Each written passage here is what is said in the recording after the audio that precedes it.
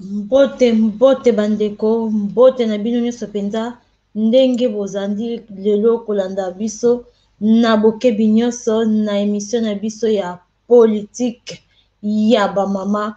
Napesi bino matondo mingi esika nyonso bozali, nayebi ete bokozala wana ebele penza mpona kolanda masolo oyo matali politike ya bamama. Ndenge kaka tolobaka lelo tokutani na titre moko oyo epesi biso mwa makanisi ya kotelema ya koya kosolola lisusu na bino bandeko na ngai. Tozali kobongo komona titre yango ezali nini bandeko? Tozali wana bakomi ete Radio Okapi nde moto akomaki yango. Kinshasa, ouverture de la session du réseau parlementaire africain contre la corruption bandeko. Donc lelo bango bazali na ouverture ya session ya réseau des parlementaires africains. Donc ba parlementaires africains balobeli bana ya mboka oyo ya mboka Afrique nyonso basangani basalaki ouverture na bango lobi le 17 pa mateno tozali yobele le 18 octobre. Bango basalaki ouverture na bango lobi le 17 ezalaki na Kinshasa kuna pona kolobela makambo oyo etali corruption na mboka Congo bandeko na ngai. Biso nyonso toyebi na mboka Congo eloko nini penza ezali koboma mboka wana Congo bandeko. Soki totali malamu nani ayebi te, nani ayebi te ndenge nini corruption ezali kosalama penza na mboka na biso Congo bandeko. Tozoloba mikolo nyonso corruption partout na mboka Congo, bisika biso biro nyonso yoko kende esika nini yoko kuta corruption te. C'est comme si corruption yango oyo ya mboka Congo ekota biso na makila tellement bato bakokaka ko se débarrasser na yango te. Corruption eza na kati ya mboka Congo banda na mutu ya gouvernement ti na sentinelle bandeko. Même mwana bébé ayebi ndenge basalaka COP, même mwana bébé ayebi corruption, même mwana bébé ayebi ko corrompre bandeko. Po mwana bébé melata biberon na ye, il faut corrompre mère na ye, il faut corrompre maman na ye po mama koka kopesa ye biberon. Biso nyonso toyebi ndenge nelekaka na mboka na biso Congo bandeko. Corruption. Nani abosani ndenge corruption osama na mboka Congo? Nani abosani? Ata pona kokota hôpital, il faut corrompre. Il faut pesa mbongo po bakoka kokotisa kopesa yo chambre na hôpital bandeko. Soni eza na mboka Congo. Soni mboka Congo ezokisa biso soni. Ata pona kokunda mutu na cimetière na ndako na ye ya kopema, il faut koluka moyen ya kocorrompre na quelque part po bakoka kopesa bino place ya cimetière. Soni ezosopa biso bana mboka Congo, ezali kosopa biso. Ata soki bazoluka bato na musala, eza na entreprise moko boye ezoluka bato na musala, mutu oyo batie responsable po recruter akoluka toujours ba corrompre ye, akoluka toujours ba pesa ye quelque chose pour yakoka ko engager ko tia bato kozwa bato ba ya ko passer ta test po bazwa bango na musala. Eza kosopa bino bana mboka Congo. Eloko etikali kaka wana. Donc soki po mwasi azwa zemi, il faut pas koma ko corrompre po apesa ye zemi bandeko. Eloko etikali moko kaka yango wana. A part wana nyonso eza na corruption. Bato batanga te bazosomba ba maplome, bazosomba ba diplôme. Corruption na corruption. Mutu pa koma député.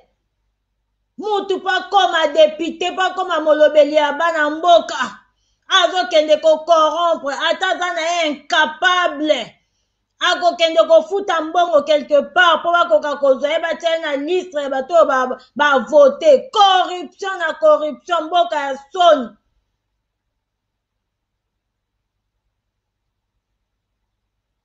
Mutu po fungola ta parti politique akokende corrompre po bapela bimsela ye bapapier po parti na ye koma reconnu na mboka Congo. Corruption na corruption, bandeko, mboka ya soni. Mutu soka azali koteka biloko na ye po akende kofuta baimpo, alingi kokende kofuta impo te po impo mbongo kokota na mboka. Kaka corruption na corruption. Mboka nini oyo? Mboka ndenge nini? Mboka ya soni. Mutu soka alingi atikala kaka président de la république, akokende pa ya batata na bango bamindele bakoko na bango oyo batiaka bango na libonga, akokende kopesa bango bamatière première po bakoka kotika ye na place wana. Corruption na corruption oyo, mboka ya soni. Tolembi mboka ya soni, tolembi mboka ya soni. Mpo na nini bokoki kosala lokola baninga te? Mpo na nini bokoki kosala lokola baninga ya mboka mosusu te? Mboka Congo ekoma mboka ya soni, partout ekoma kaka mboka ya Congo. Soni, soni, soni.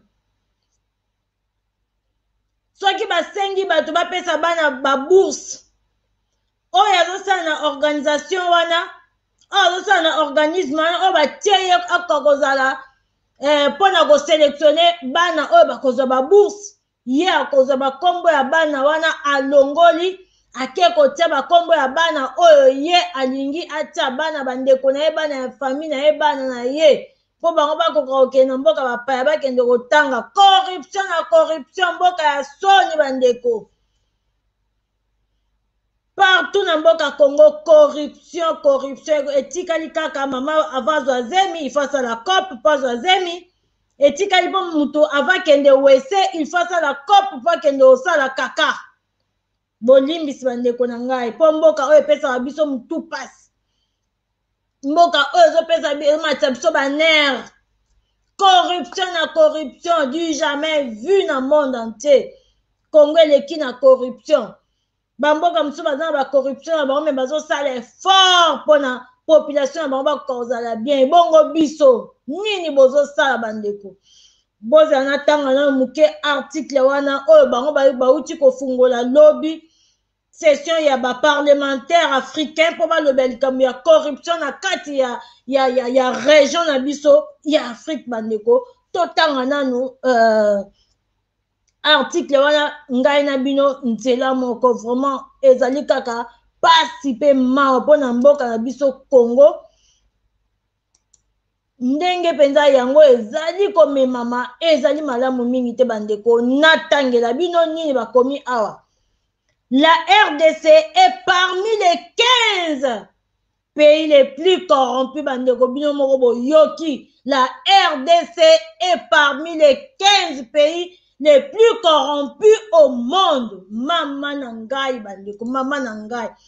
Parmi les 15 pays, parmi les 15 pays les plus corrompus au monde. Parmi les 15 pays les plus corrompus au monde, wana ezali RDC. Oh, tolobaka tout le temps RDC loka makasi. Donc loka makasi yango na corruption. Botala kaka na monde tozali na ba pays boni. Tozali na bamboka boni. Combien de mboka tozali na monde? Mais la RDC parmi les 15 pays les plus corrompus au monde. Le plus corrompu au monde. To continuer lecture na biso bandeko na ngai. Awa balobi, la RDC est parmi les pays les plus corrompus au monde.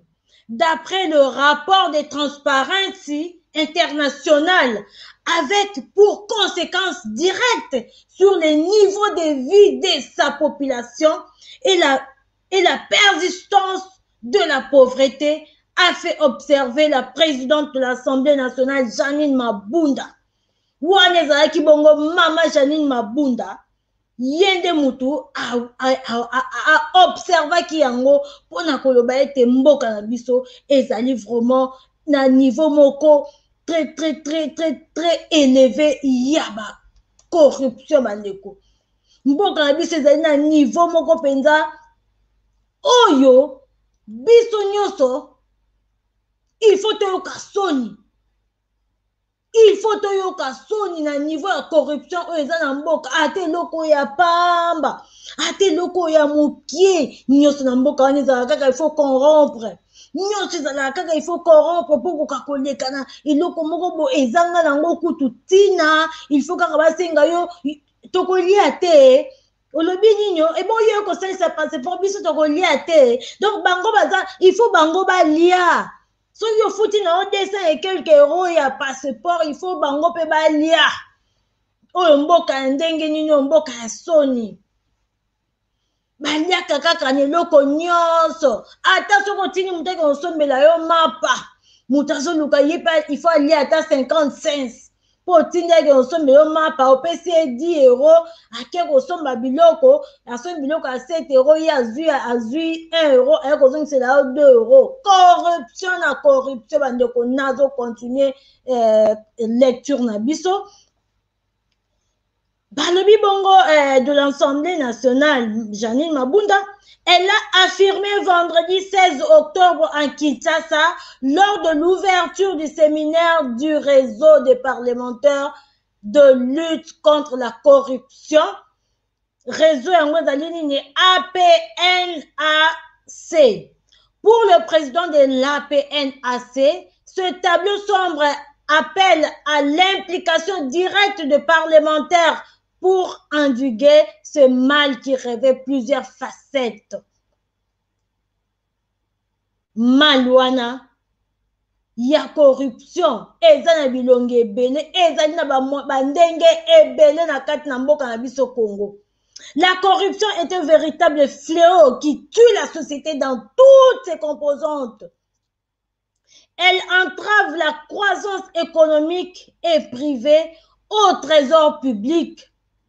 Des précieux moyens pour l'action, a souligné le président de l'APNAC, Pazi Zapamba, insistant sur la nécessité de renforcer le contrôle parlementaire.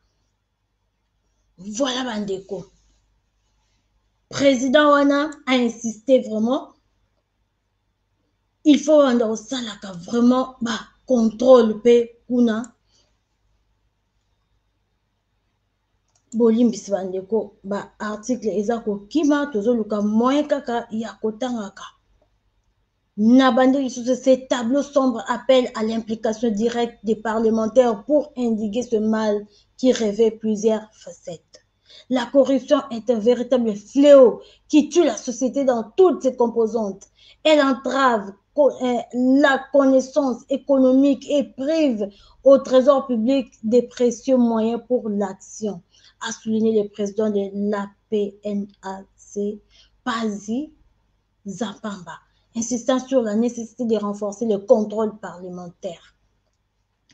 Pour l'APNAC, les corrupteurs et corrompus sont intelligents et félins avec une longueur d'avance et qu'il faut de bons outils pour un contrôle parlementaire et citoyen susceptible de produire des résultats. La présidence de l'Assemblée nationale a expliqué pour sa part la démarche menée pour sa chambre pour mettre à jour les outils de lutte contre la corruption qui menace la paix et la cohésion nationale bandeko. Wana ezali bongo ndenge radio Okapi akomeli biso yango wana biso tozali koloba lelo bandeko na ngai ata lelo ndenge balobi ke lingomba wana ya baparlementaire africain bayaki na Congo baye na Congo mpona kolobela maye matali corruption na kati na mboka Congo. Est-ce que corruption wana ekosila? Nani bazali na kati ya assemblée wana nani ba parlementaire nini bazo participer kuna pamba te kaka bango moko ba parlementaire nde bazali pe na kati ya corruption to mona bo ba parlementaire ebele bazo vivre kaka na corruption bandeko. Corruption kokufa mkoni na mboka wana bango moko nano bazosala nini wana baza na kati ya makambo wana meme bango moko bamama Janine Mabunda wana bayebi oyo eza koleka na kati ya parlement bavote mosusu elekaka kuna na kati ya parlement bakomema mbongo bazali kocorrompre bato ntingatinga mpo ete bato bakoka kovote intel te bovote intel nyonso elekaka na kati ya parlement toyokaka yango mais lelo bovandeli bareunion boyo bake bolite bozosala lutte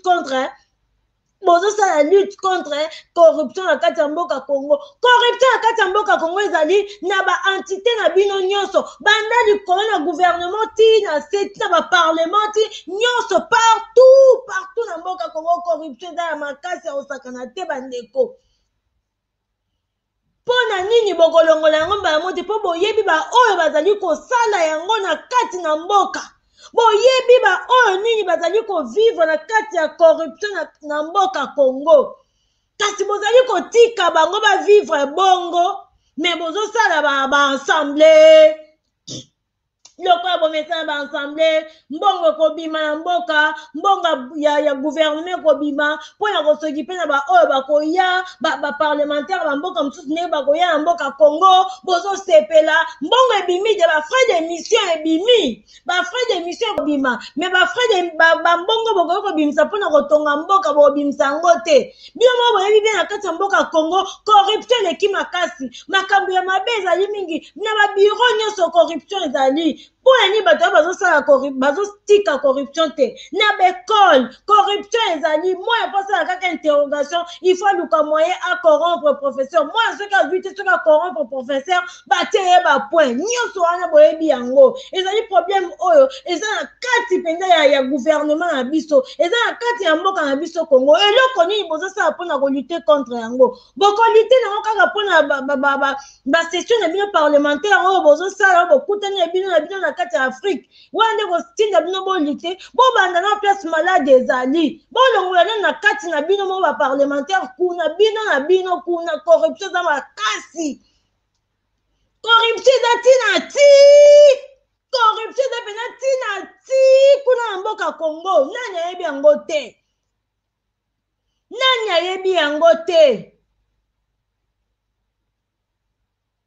oyo mboka ya ndenge nini bato bazoloba mikolo nyonso boyokaka te bato bazoloba mikolo nyonso boyokaka te bapapa oyo bazokende kocorrompre kuna na este bino okanisi likambo ya este eza kaka mpona barwandais non congolais aza na kati ya makambo ya este kuna congolais mpe azali azoparticipe aza kosunga bato wana bayaka kokata bato mitu wana kopesa bango baarme ntango ye azopesa bongo azocorrompre mpona nini eza corruption te azopesa bon po epa yebi ke aza na quelque chose oyo ya koganye ezali toujours corruption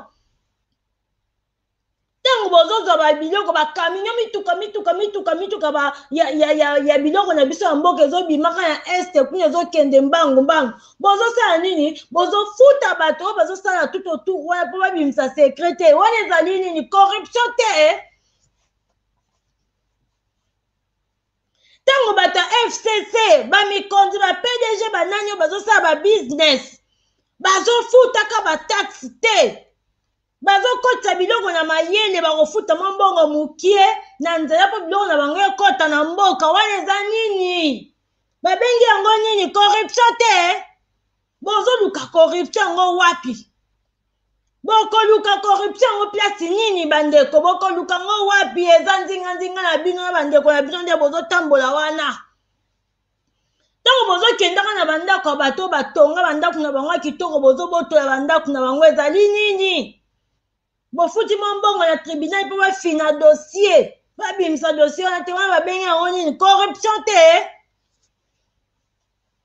corruption bokoluka yango lisusu place nini bandeko bokobunda nini mpona kolongola corruption mpona bapauvre travailleur bofuta bango kaka salaire na bango malamu bokoma kolandela bango soki moto azofutama malamu akozala tu na mposa ya kosala corruption te soki enseignant azofutama malamu enseignant akosala esu corruption te bana bakocorrompre esu te bakokoka ete mpo jusque là il y a des enseignants qui n'acceptent pas d'être corrompus. Il y a des enseignants qui n'acceptent pas de l'argent venant des élèves ou des étudiants. Il y en a. Jusqu'aujourd'hui, il y en a. Moi, je connais des papas, de bons papas, des bons enseignants qui nous ont enseigné sans un sou. Bato wana basengaka eloko te, basengaka eloko te, nayebi baprofesseur ya bongo, nayebi baenseignant ya bongo, nga natangi na bango, biso totangi na bango. Soki boke na baina wana bokomona bazali. Jamais batikala kutu kozwa mbongo ya bana, jamais. Batikala kozwa mbongo ya bana te, ti musala na bango ezokende kosila. Batangisa biso bongo na ndenge bango bayekola pédagogie na bango. Mais siko kende na ba-institut mosusu. Kende na ba-institut mosusu. Bokende na campus. Botala nini elekaka kuna. Bokende na ba-item. Botala nini elekaka na ba-item. Esika basi bato baza koyekola science infirmière. Esika bato baza koyekola ndenge ya kosoigner mutu soki aza malade. Esika bato baza koyekola ndenge ya kobikisa bomoi na mutu. Mais botala ba place wana soki ofutaka mbongo te okoleka classe te. Eza okendaka no classe te. Tu viens avec ton argent, on te donne de points facilement. On te donne de points, on te code très bien. Eza ba place ebele na Kinshasa oyo soki okoti kuna yo moko oyoki somo. Corruption osala maboye na miso ya mutu nyonso. Mutu mosusu alingi azwa bourse na compte ya mosala par exemple aya formation moko na Europe.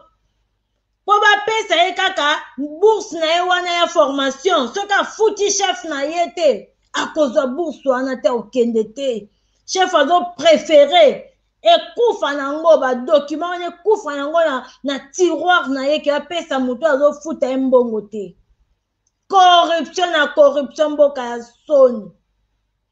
Mboka ya soni, mboka ya mawa, mboka ya soni, mboka ya mawa. Siko yango nde bozo bake tozonga kuna. Yango nde bozo bake bato nyonso bazonga. Tozonga ndenge nini? Na bana na biso tozonga na bango ndenge nini? Bobongisela biso mboka bomona biso tokozonga. Soki bongi biloko yango sesi bomona biso 2 semaines ebele. Tokozonga tokoya na mboka tokoya kotravailler kotombola mboka na biso po biso nyonso kutu toza na posa ya ovivre na mboka na biso. Toza na posa te oya ozikaka na bamalili, toza na posa ya ovivre na mboka na biso.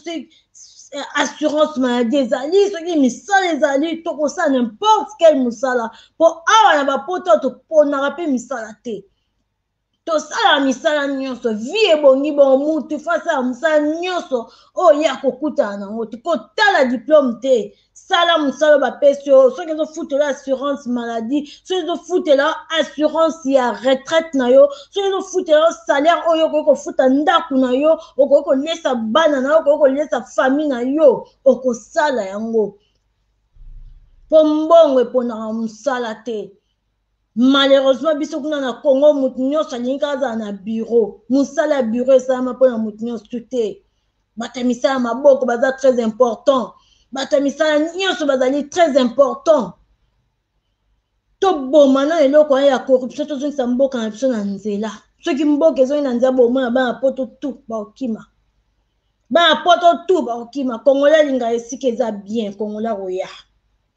Congolais koya osala mosala mpe kofinga kolobaloba ere nyonso na internet mpo na mikonza mboka ekosila.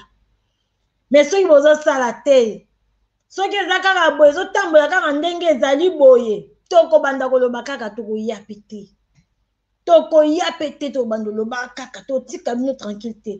Ti mokolo gouvernement moko ya bien ekokota, ti mokolo parlement moko ya bien baresponsable ekokota. Tant que tous les parlementaires parlementaires debout, tokobanda koloba kaka. Tant que nous avons des parlementaires bazo corrompre pour ba kota na kati ya parlement, tokobanda koloba kaka tokotika te. Po mboka ezali ya biso. Mboka wana Congo ezali ya biso. Mboka wana Congo ezali ya biso, mboka Lumumba. Mboka ya Kasavubu,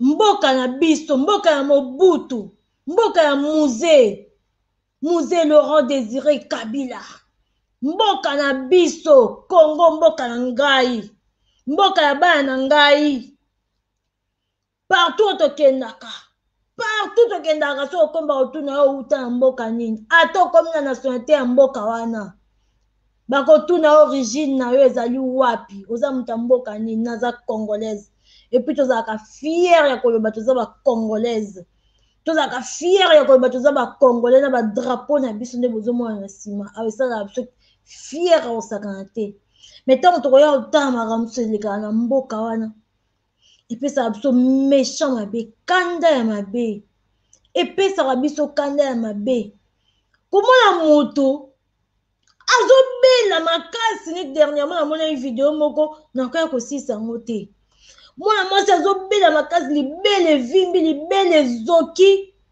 kanser ekoti ye na libele tala libele monene banzinzi bazolanda ye bazosenga bato na mawa basoutenir bango bato na mawa basoutenir avant bato na mawa baya kosoutenir ministère ya social eza wapi mpona nini te bokoki kosoigne bana na bino baza maladi mpona nini te bokoki kozwa responsabilité na bino responsabilité ya bino bobwaka yango ekoma likambo ke bato baye kosenga bana poto botala biso likambo oyo bana poto bazalaka na baproblème te bana poto mpe baza na baproblème ebele baza na baproblème sérieux bomonaka kaka te nde balamukaka na bisengo bazotia bafoto teke asali mwa snapchat teke bastatut banini boyebike bato oyo tout va bien non mais non tant que na mboka kuna rien ne marche biso mpe bakoto oyo eloko moko ezomarche te mpo tozalaka na bacharge ya bafamille na biso mobimba charge ya mboka ekoma ya biso charge ya mboka ekoma ya biso nde fo tosutenaka bato baza na mboka tokozala bien ndenge nini ntango yo ozwi mwa 100 mpo olia mwa 100 osala mwa eloko yo olingi mais ozali oblige okende kotinda na mboka mwa 50 mwa 40 yo otike na 60 yo otindi 60 yo otike na 40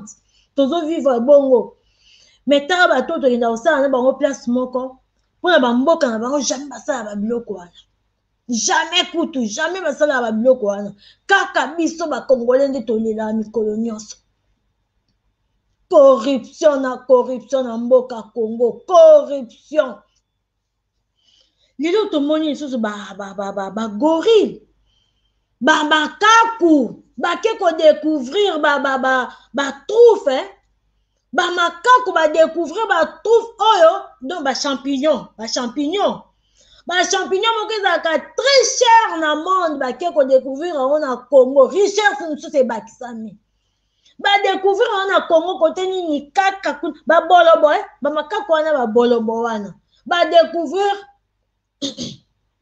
bamayebo oyo ezali plus cher le kilo nayebi te kutu na tanga ya article yango eza combien nga moko nazokamwa ndeni mayebo oyo basorte oyo kokozala cher boye bayamba yango kaka na bahotel ya minene na bagrand hotel na bahotel ya minene nde mayebo wana ezalaka mais eza na Congo na minute oyo eza na Congo na minute oyo eza na Congo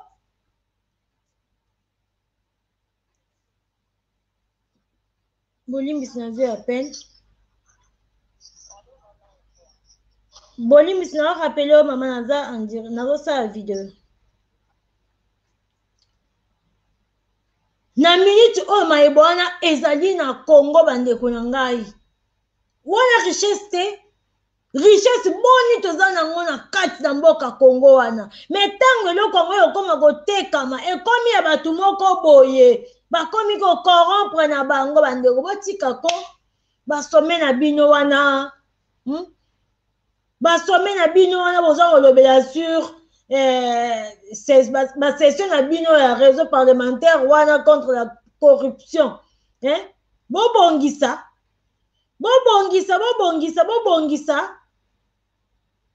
ezali pasi mpe mawa bandeko na ngai tokutani lisusu ntango sujet mosusu ekoya napesi bino mbote mingi nasengi bopartage mpo tosunga vraiment population na biso topartage toyokaka bamessage oyo tozopesa ekendaka mpe ntina bamikonzi yango bayokaka biso ntango mosusu mpe bakoki kochange. Merci beaucoup na bandeko nyonso bolandi biso, tokutani lisusu mbala ya nsima na politique ya bamama. Merci beaucoup, ciao.